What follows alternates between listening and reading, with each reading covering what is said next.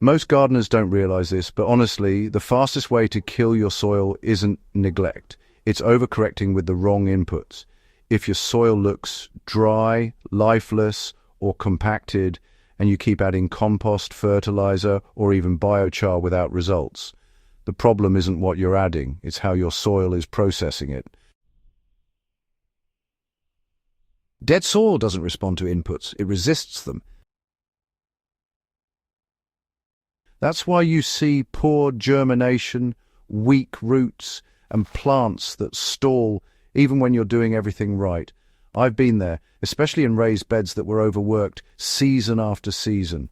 Before I fixed it, I had to stop guessing. One tool that made a real difference was a 4-in-1 soil meter that reads moisture, pH, temperature, and light. Because what looks like dead soil is often just imbalanced soil. Too dry, too alkaline, or too compacted. I'll leave the exact one I use in the description if you want to check it out.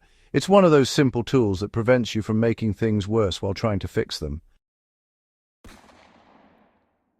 Now let's get into the method that actually brings soil back to life, the Ash and Ember approach.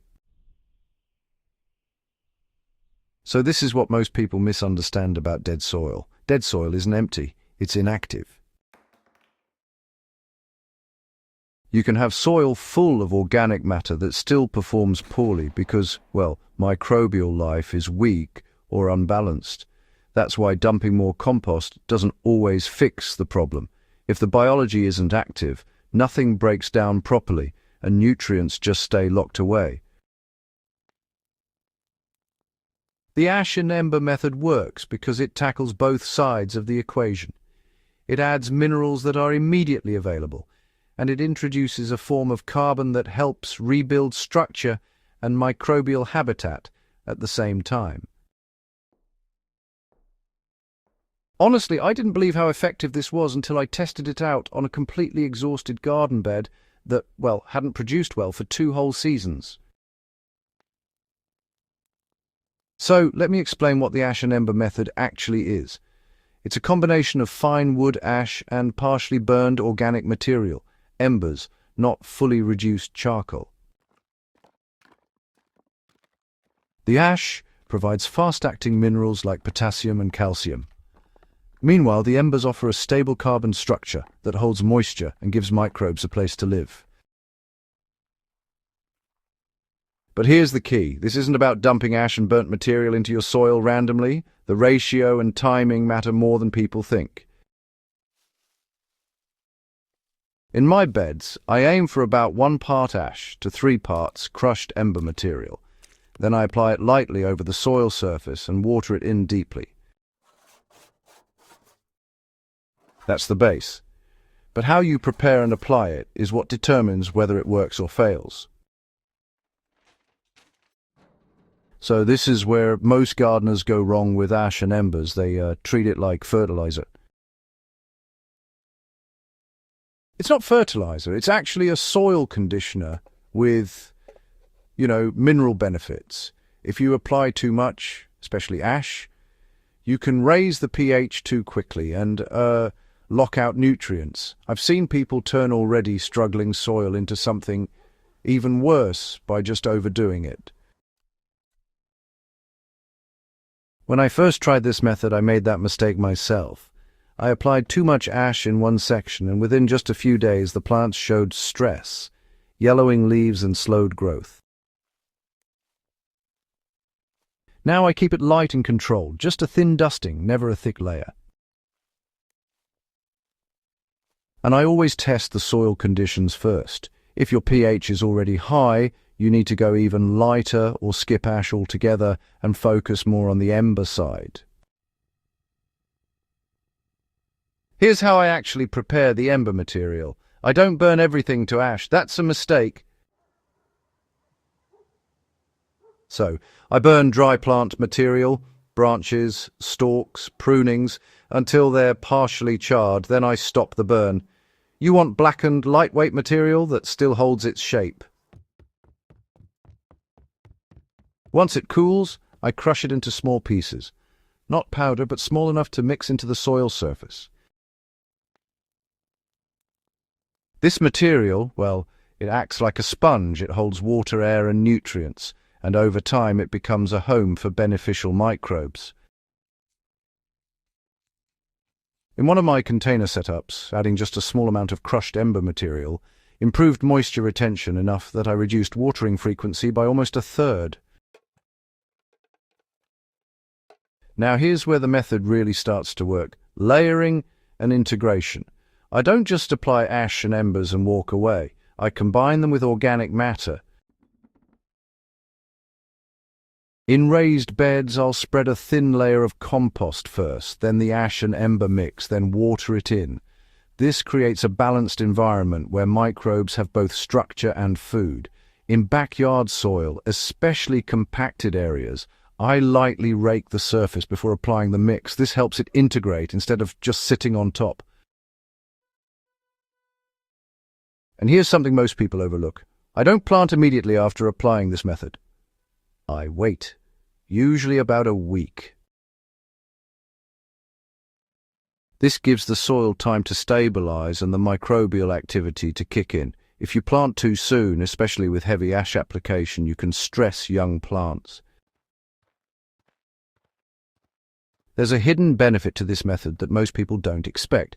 It improves soil structure faster than compost alone.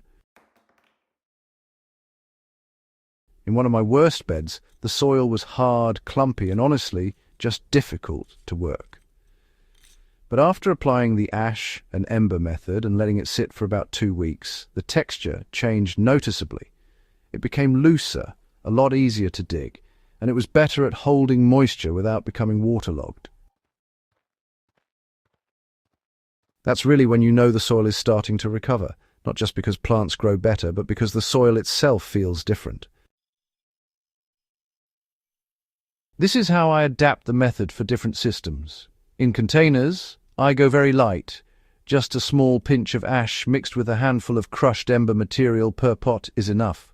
Containers don't have the buffering capacity of ground soil, so precision really matters. In raised beds, I scale up slightly, but still keep it controlled. Even distribution is more important than quantity. In hydroponic systems, I don't use ash or embers directly, but I apply the principle behind them. Balanced mineral input and structural support for microbial life when transitioning to semi-organic systems. That's something a lot of growers miss. It's not about copying the method exactly, it's about understanding why it works. Now let's talk about timing, because this is where most results are won or lost. The best time to apply the ash and ember method is before a new planting cycle or during early growth. That's when the soil can absorb and stabilize the inputs without interfering with plant development.